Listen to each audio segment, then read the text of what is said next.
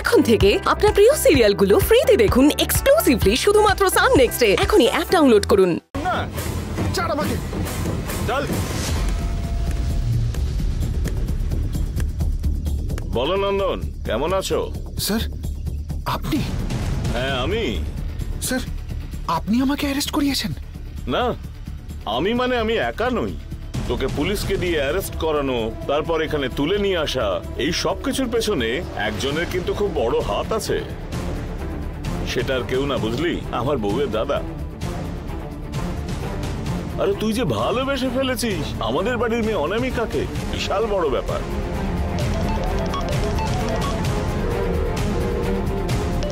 এই তো উনি ফোন করেছেন। বলুন দাদা। কি হলো পার্থ? দাদা, নন্দন এখানেই আছে, আপনি কথা বলুন। স্যার, এটা আপনি কেন করলেন স্যার? কারণ আমার কথা তুমি শোনোনি। এছাড়া আমি আর কি করতাম বলো? একটা বাচ্চা ছেলেকে বোঝানোর মতো করে বোঝালাম, আমার মেয়েকে ছেড়ে যেতে বললাম। কথাটা শুনলে?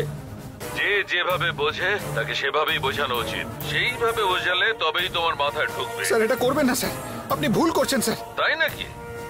স্যার, আমি ওকে না করে দিয়েছিলাম, কিন্তু অনামিকা আমাকে ছেড়ে যাবে না স্যার। ও আমাকে এতটাই ভালোবাসে। সেটা আমিও জানি। এতদিন অব্দি ও আমার কথাই শুনে চলতো, এখন ভালোবাসার কথা শুনে চলছে। আর তার কারণ হলো তুমি। এরপর তোমাকে ছেড়ে রাখলে আমার মেয়ে অনামিকা আমাকে ছেড়ে চলে যাবে। তাই পার্থ, হ্যাঁ দাদা, শেষ করে দাও। এই ছাড় আমাকে। হ্যাঁ ঠিক আছে, করছি। স্যার স্যার স্যার না স্যার, স্যার স্যার স্যার এটা ভুল করছেন স্যার। এই হাত ছড়া। স্যার, স্যার এমনটা করবেন না স্যার। স্যার স্যার ছেড়ে দিন স্যার, স্যার প্লিজ। এই ছাড় আমাকে, বললাম না ছাড়তে।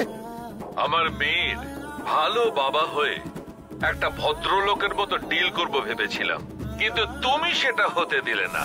এই সিদ্ধান্তটা তুমি নিতে বাধ্য করলে। তোমার জন্য আমার মেয়ে মরার বদলে তুমিই মরে যাও। পার্থ দাদা, ওর মরার আওয়াজ যেন আমি শুনতে পাই। ওকে দাদা, গুলি করে উড়িয়ে দাও। ওকে। স্যার স্যার স্যার স্যার এটা করবেন না sir. Sir sir sir please sir, sir করবেন না স্যার।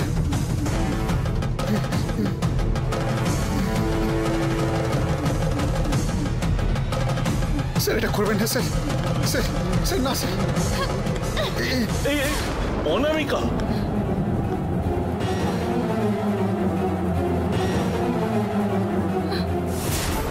কি করছো তুমি এসব বিশু? পার্থ, কি হচ্ছে ওখানে? তোমাকে জিজ্ঞেস করছি পার্থ, বলো। বাবা, বিশু ফোনে বাবার গলা, তাই না? হ্যাঁ বলো না বিশু।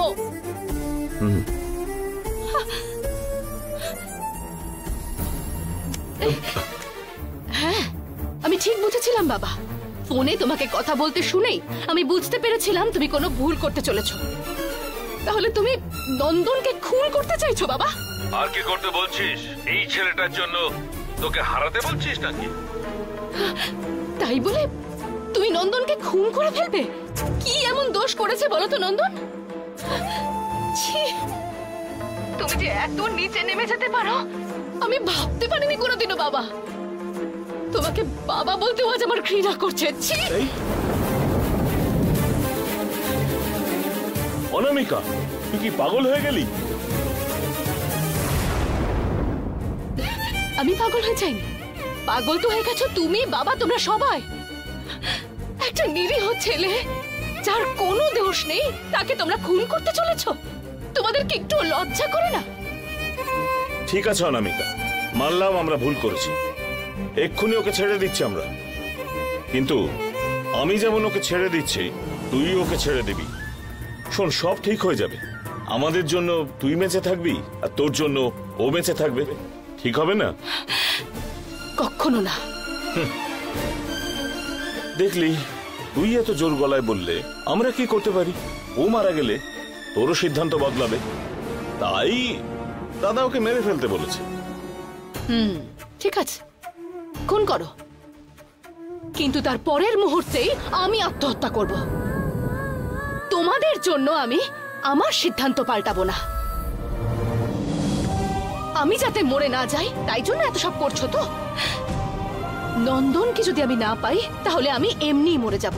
পিসো, তোমাদের সবার আশীর্বাদ নিয়ে আমরা দুজন সুখী হব ভেবেছিলাম, কিন্তু সেটা যখন হবে না তখন একসাথে মরে যাব। আগে আমাকে গুলি করে মেরে ফেলো। চালাও গুলি পিসো। ছেলে মেয়েদের সুখেই তো মা বাবা সুখী হয়, অথচ তাদের ভালোবাসাকে তোমরা মেরে ফেলতে চাও। আর তার সাথে চলে নতুন নতুন অজুহাত, নতুন নতুন কারণ দেখিয়ে তোমরা ভালোবাসার মানুষগুলোকে সহজেই আলাদা করে দাও। কখনো জাতের অজুহাত দেখিয়ে আলাদা করে দাও, কখনো আবার রাশিফলের কথা বলো। তোমাকে তোমাকে এরকম ভাবিনি পিসো। ছোটবেলা থেকে তোমাকে আর আমার বাবাকে আমি আমার খুব কাছের মানুষ ভেবেছিলাম পিসো, অথচ তোমাদের সবার মনের মধ্যে যে এত বিষ সে তো আমি ভাবতে পারিনি পিসো। আমি তো কোনোদিন বুঝতেই পারিনি তোমাদের।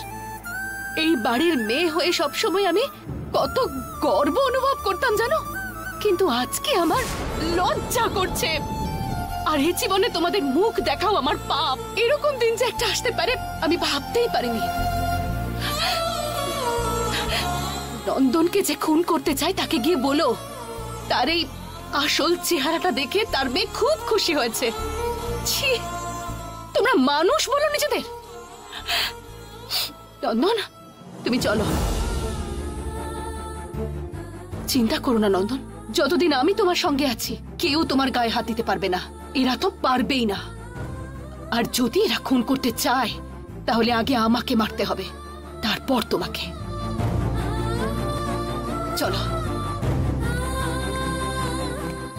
অনামিকা, অনামিকা, তুই ভুল করছিস অনামিকা।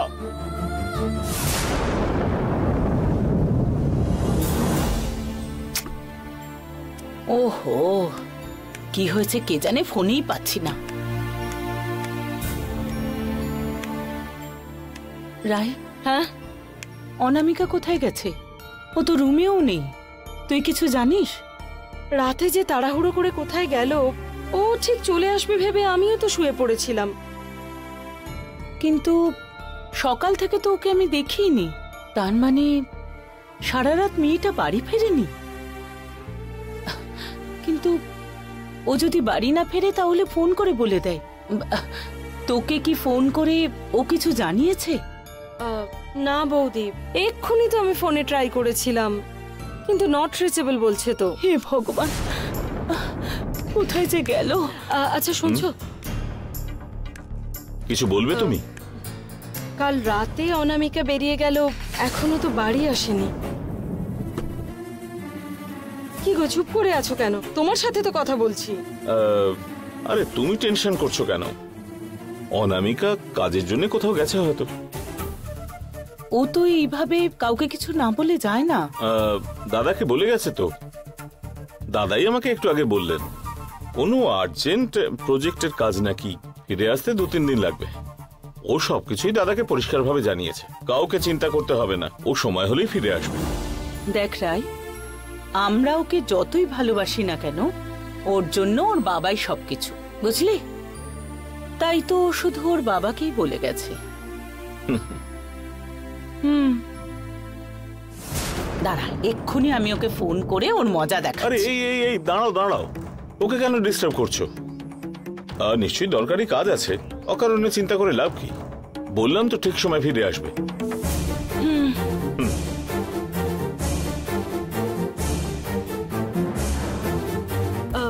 দাঁড়াও বৌদি, আমি এক্ষুনি আসছি। এই যে, আমিই তো তোমায় সেদিন বললাম যে দাদা আর অনামিকার মধ্যে খুব ঝগড়া হয়েছে। হ্যাঁ হয়েছে। কি হ্যাঁ? ওই রকম ঝগড়া হওয়ার পর ও নিজে থেকে কথা বলেছে ভেবেছো? হতেই পারে না। দাদার চেয়ে অনামিকার জেদ কিন্তু অনেক বেশি। কাল রাতে নিশ্চয়ই কিছু একটা হয়েছে। আমাকে মিথ্যে কথা না বলে কি হয়েছে সেটা বলো। এই, আমি কেন মিথ্যে কথা বলবো, তাও আবার তোমাকে? তার মানে কোনো একটা সত্যি কথা তুমি লুকোচ্ছ। ওহো, কিচ্ছু লুকোচ্ছি না রে বাবা। অনামিকা কোনো প্রজেক্টের কাজে গেছে, আসতে 2-3 দিন লাগবে, এটাই দাদা আমাকে বললো, ব্যাস। বুঝতে পেরেছো? অকারণে তুমি চিন্তা করে অন্যদেরকে চিন্তায় ফেলো না, বুঝতে পেরেছো? অনামিকা চলে আসবে, গিয়ে কাজ করো, যাও।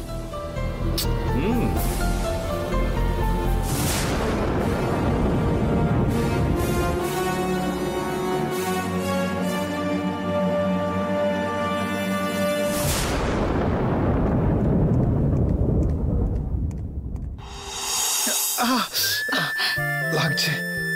একটুখানি সহ্য করো নন্দন, ঠিক হয়ে যাবে। অনামিকা, কি হয়েছে? আমার জন্যই তোমার সাথে তোমার বাবার বিবাদ। এর চেয়ে ভালো আমি চুপচাপ তোমায় ছেড়ে চলে যাই। অনেকক্ষণ ধরে বলছো চলে যাচ্ছি চলে যাচ্ছি, তুমি তো কথা দিয়েছো আমার সঙ্গে সারা জীবন থাকবে। কিন্তু তোমার বাবার বলা কথাগুলো তোমাকে আমি ভরসা করে বলেছিলাম, তারপর ওফো, বাবা যেরকম কেন করছে সেটা আমি নিজেই বুঝতে পারছি না। এত জেদ কেন করছে? আমার সুখের থেকেও বেশি কি ওই জ্যোতিষীর কথাটা ইম্পর্টেন্ট হলো বাবার কাছে? সে যাই হোক, ওনার জায়গায় অন্য কেউ থাকলে তিনিও এটাই করতেন। তাই বলে বাবা যা খুশি তাই করতে পারে? সেটা নয়, কিন্তু সেটা ওনাকে বলে বোঝাতে হবে। তার জন্য সবার আগে তোমাকে তোমার বাড়ি যেতে হবে। কোনো চান্সই নেই, ওই বাড়িতে আমি আর কোনোভাবেই ফিরে যাব না। অনামিকা, ইয়ার্কি মেরো না।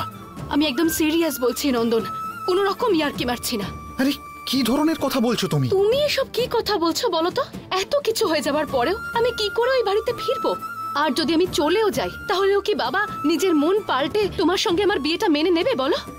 তুমি যদি না পারো তাহলে ছেড়ে দাও, আমি অন্য কোথাও চলে যাব। আরে আমি সেটা বলছি না। ঠিক আছে, তাহলে তোমার থাকার জন্য আমি কি এখানে কোনো লেডিস হোস্টেল দেখব? হস্টেলে থাকবো কেন? আর কতদিন এভাবে হস্টেলে থাকবো আমি? তাহলে আমরা আর কি করতে পারি? তুমি আর আমি একসঙ্গে থাকবো। কে? আমরা একসাথে? আমরা কি করে একসাথে থাকবো? এতে ভুলটা কোথায়? তুমি আর আমি তো একে অপরকে ভালোবাসি, তাই না?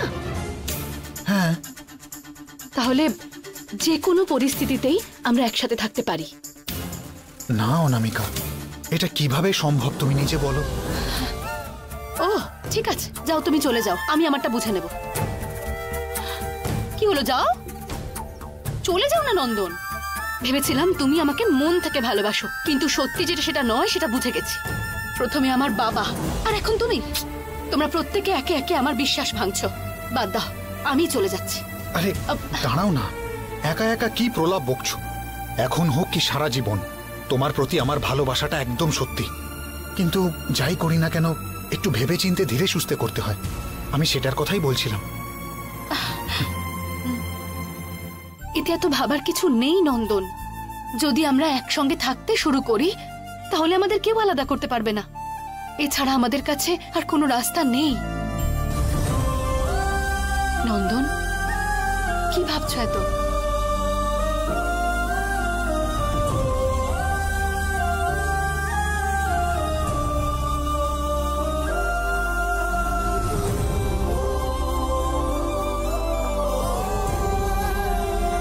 ঠিক আছে, যতদিন না এই সমস্ত ঝামেলা মিটছে তুমি আর আমি একসাথেই থাকবো। তোমার কথা মতো আমরা আলাদা থাকবো না। এইবারে এই মুখে নাকি হাসি ফুটেছে। আচ্ছা ওটা ছাড়ো। আচ্ছা বলো তো, তখন আমাকে মারলে কেন? আমাকে রাগালে আমি আবার মারবো। বাহ, ডিলিংটা তো ভালোই চলছে দেখছি। সেটা বাবা হোক অথবা মেয়ে, রাগ হলেই আমাকে খুঁজে এসে মারবে নাকি? তোমাদের মাঝে ফেঁসে যাওয়ার চেয়ে আমি সিঙ্গেল থাকলেই ভালো হতো। এমনি এমনি।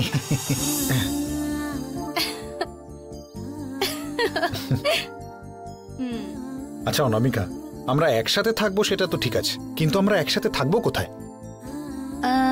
আমার বন্ধু রেবতীকে একটা ফোন করি, ও নিশ্চয়ই আমাদেরকে কোনো না কোনো সাহায্য করবে।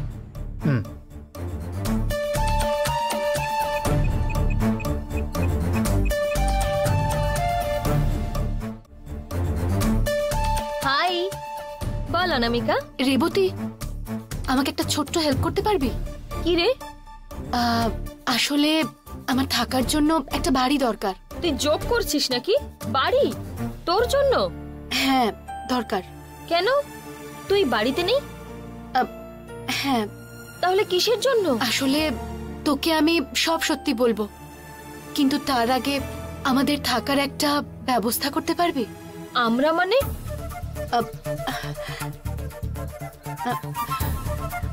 বল অনামিকা।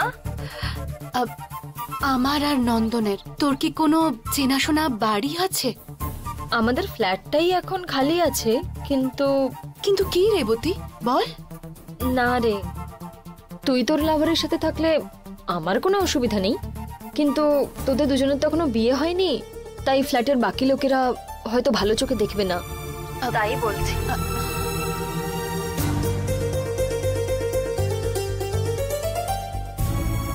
সরি রে, খারাপ ভাবিস না।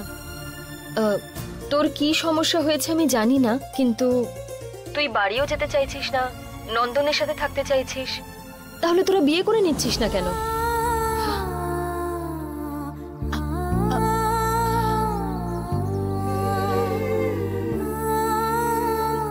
একটা মেয়ে আর একটা ছেলে অবিবাহিত অবস্থায় একসাথে আমাদের শহরে থাকবে, এরকম জায়গা কিন্তু পাওয়া যাবে না। আমি একটা কথা বলি, তোরা যদি একসাথে থাকতে চাস তাহলে তোরা বিয়ে কেন করে নিচ্ছিস না? সিম্পল। অনামিকা, কিছু কিছু পরিস্থিতিতে সিদ্ধান্ত না নেওয়াটাই কিন্তু ভুল সিদ্ধান্ত। পুরোটাই তোদের ব্যাপার। আমার ফ্ল্যাট না হলেও অন্য কোনো ফ্ল্যাট পাওয়া যায় কিনা সেটা আমি দেখব। আচ্ছা ঠিক আছে। কি বললো তোমার ফ্রেন্ড? বললো দেখছি। আচ্ছা নন্দন, আমাদের কি বিয়ে করে নেওয়া উচিত? কি কি বললে তুমি? আরে বিয়ে করবো, এতে ভুল কি? আমার জোক ভালো লাগে না অনামিকা। জোক কেন করবো, সিরিয়াসলি বলছি। তুমি বললে একসাথে থাকবে, সেটা মানলাম, কিন্তু তুমি বিয়ে করতে কেন বললে? আচ্ছা আমাদের বিয়ে করলে সমস্যাটা কোথায়? এখন যে অসুবিধাগুলো হচ্ছে, বিয়ে করে নিলেই তো সেই সব সমস্যার সমাধান হয়ে যাবে। আমাদের সব সমস্যার একটাই উপায়, বিয়ে করে নেওয়া। বিয়ে করে নিলেই সবকিছু ঠিক হয়ে যাবে, তাই তো? সমস্যা তারপরেও থাকতে পারে। কোনো কিছু না জেনে পাগলের মতো কথা বলে চলেছে। হ্যাঁ ঠিকই বলেছো, আমিই তো পাগল। তোমাকে বিশ্বাস করে সবকিছু ছেড়ে দিয়ে আমি চলে এলাম, এখন তো তুমি আমায় পাগল বলবে। এই, তুমি এত ইমোশনাল কেন হয়ে যাচ্ছ? এসব আমি তোমার জন্য করতে চাইছি। তুমি একবার নিজেই ভালো করে ভেবে দেখো নন্দন, তোমাকে মারার জন্য পিসো হাতে বন্দুক তুলে নিয়েছিল। একটা সেকেন্ড যদি আমি দেরি করে আসতাম তাহলে কি হয়ে যেত? এরপর যদি বাবা আবার এরকম কিছু করে বসে, তখন তোমাকে বাঁচানোর জন্য আমায় তোমার সঙ্গে বিয়ে করতে হবে নন্দন। আমাকে তোমার সঙ্গে থাকতেই হবে। তোমাকে ছাড়া তো আমি আমার জীবনটা কল্পনাও করতে পারি না। তোমার যদি কিছু হয়ে যায় তাহলে আমি বেঁচে থেকে কি করব? আরে কি সব বলছো তুমি? আমি আর কোনো রাস্তা দেখতে পাচ্ছি না। আমি কোনোদিনও আমার জীবনে এমন ভাবে কাউকে ভালোবাসিনি, কিন্তু যেদিন তুমি আমার জীবনে এলে আমার জীবনটা পুরোপুরি বদলে গেল। পছন্দের মানুষের সঙ্গে থাকার আনন্দটা আমি অনুভব করলাম, আমি সেটা মিস করতে পারবো না। এখন এই মুহূর্তে আমার জীবনের সবকিছু তুমি। তোমাকে হারালে আমি কি করে বাঁচবো বলো? বোঝো না প্লিজ। ঠিক আছে ঠিক আছে, তুমি আর কেঁদো না, তোমার সাথেই থাকবো, যা বলবে সেটাই হবে, আর কেঁদো না।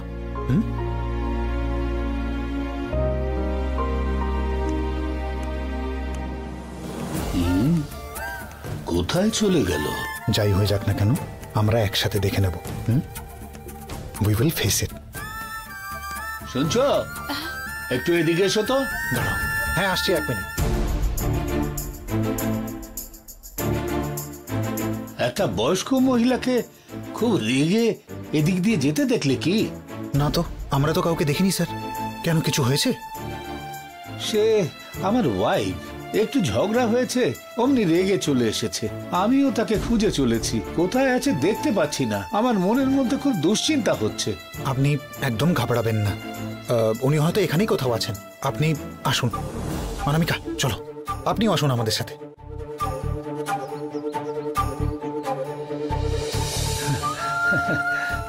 অনেক ধন্যবাদ ভাই।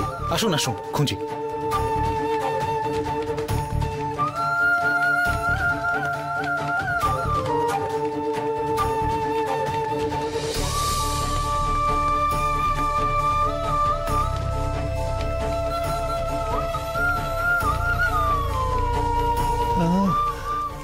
কোথায় যে গেল বুঝতেই পারছি না, এই রকম করে সব সময়।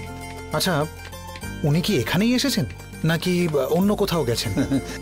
না ভাই, ও যখনই আমার উপর রাগ করে তখন এখানে এসে কোনো একটা গাছের তলায় বসে থাকে, কিন্তু কোন গাছের তলায় বসে আছে বুঝতে পারছি না। বলছি এখন আমরা গাছ খুঁজবো নাকি আন্টিকে খুঁজবো? ওই গাছটাকে যদি কোনোভাবে খুঁজে পাই তাহলেই আন্টিকে খুঁজে পাওয়া যাবে। চলো খুঁজি। ওকে ওকে।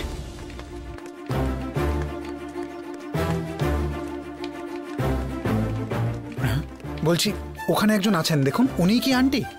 না না, উনি নয় ভাই, আমার স্ত্রীকে না একেবারে মা লক্ষ্মীর মতো দেখতে। হ্যাঁ ওকে ওকে, আসুন আমরা একসাথে খুঁজি। হ্যাঁ হ্যাঁ।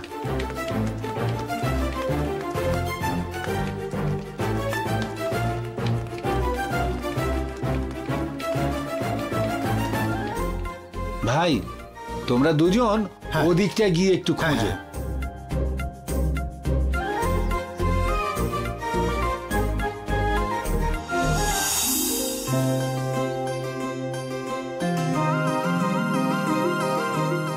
শুনছো? আরে শুনতে পাচ্ছ?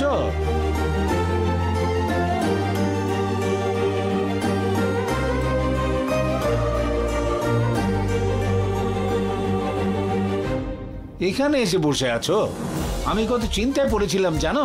হ্যাঁ, এইরকম কেউ রাগ করে এসে বসে থাকে নাকি? চলো চলো বাড়ি যাই, চলো।